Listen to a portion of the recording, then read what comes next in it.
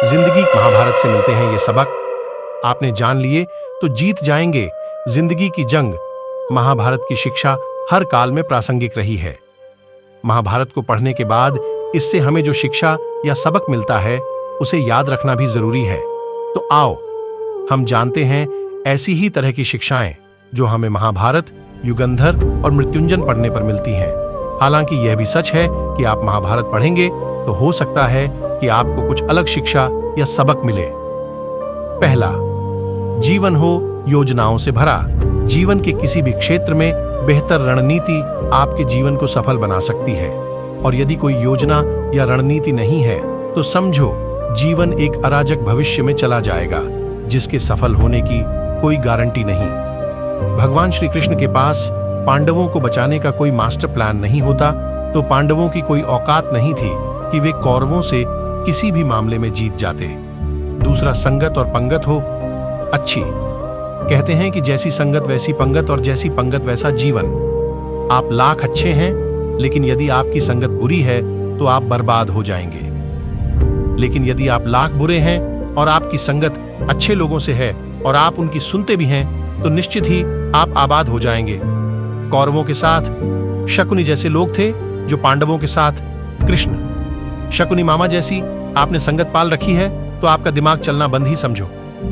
3, अधूरा ध्यान घातक। कहते हैं कि अधूरा ध्यान सबसे खतरनाक होता है। इस बात का उदाहरण है अभिमन्यु। अभिमन्यु बहुत ही वीर और बहादुर योद्धा था, लेकिन उसकी मृत्यु जिस परिस्थिति में हुई उसके बारे में सभी जानते हैं। मुसीबत के समय यह अधूरा ज्ञान किसी भी काम का नहीं रहता है। आप अपने ज्ञान में पारंगत बने। किसी एक विषय में तो दक्षता हासिल होना ही चाहिए। 4, दोस्त और दुश्मन की पहचान करना सीखें। महाभारत में ऐसे कई मित्र थे जिन्होंने अपनी ही सेना के साथ विश्वासघात किया। ऐसे भी कई लोग थे जो ऐन वक्त पर पाला बदलकर कौरवों या पांडवों के साथ चले गए। शल्य और युयुत्सु इसके उदाहरण हैं। इसीलिए कहते हैं कि कई बार दोस्त के भेष में दुश्मन हमारे साथ आ जाते हैं और हमसे कई तरह के राज लेते रहते हैं। कुछ ऐसे भी दोस्त होते हैं जो दोनों तरफ होते हैं, जैसे कौरवों का साथ दे रहे भीष्म, द्रोण और विदुर ने अंतत युद्ध में पांडवों का ही साथ दिया। पाइज हथियार से ज्यादा घातक बोल वचन। महाभारत का युद्ध नहीं होता यदि कुछ लोग अपने वचनों पर संयम रख लेते।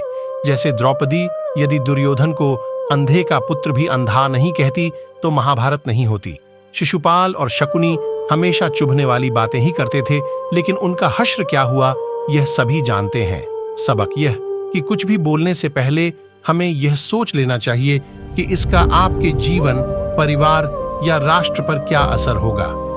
अभी तो फिलहाल इतना ही, लेकिन अगर आपने इस वीडियो को प्यार और सपोर्ट दिया तो चैनल की अगली वीडियो इसी का पार्ट 2 होगी।